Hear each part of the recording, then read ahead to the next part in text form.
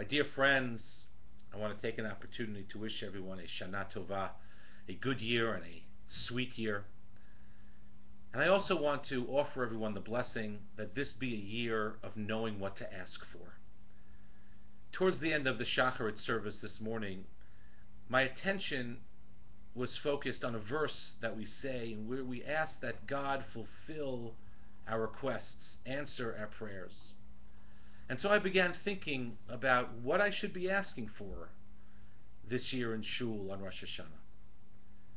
And of course, we should be asking for health for ourselves and for our families. We should be asking for peace, both here domestically and for our brothers and sisters in Medinat Yisrael and indeed all over the world. And we should be asking for prosperity. But perhaps there are some other things that we could focus on in terms of what we ask God for this year. Perhaps this year we could spend some time asking God for Shalom Bayit, for tranquility and peace in our home.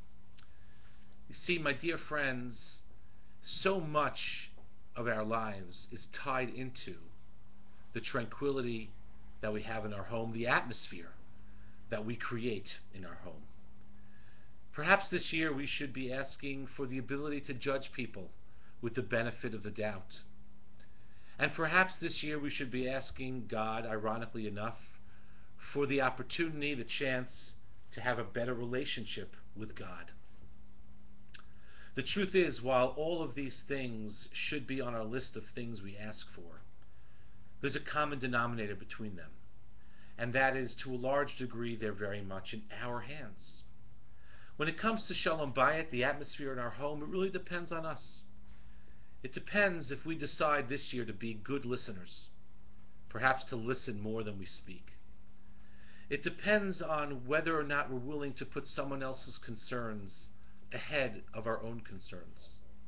Shalom Bayit, tranquility in the house, depends very much on our ability to see things from someone else's perspective, and the ability to let go and not dig in our heels so often. When it comes to judging people with the benefit of the doubt, that too is largely dependent on us.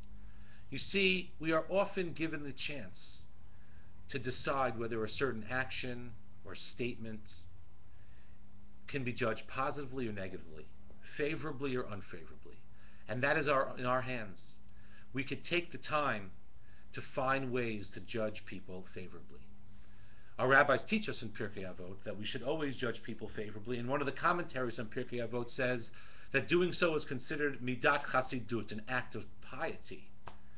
At first I was struck as why this would be considered an act of piety, but upon further reflection it really makes sense.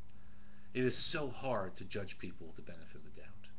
It is so much easier to immediately jump to a negative conclusion, and it takes real work, emotional and intellectual and psychological work, not to let ourselves sink into believing and to always judging people and acts in an unfavorable light.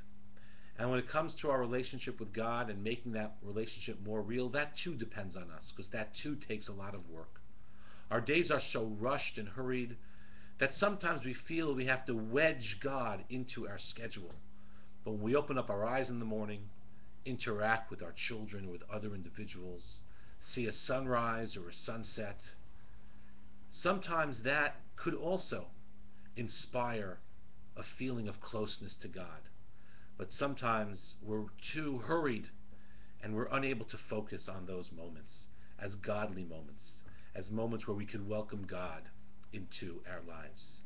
And sometimes even when we pray, there are so many things on our mind that even prayer and other mitzvot fail to be a conduit where we could reach out and touch God and have God's Spirit touch us.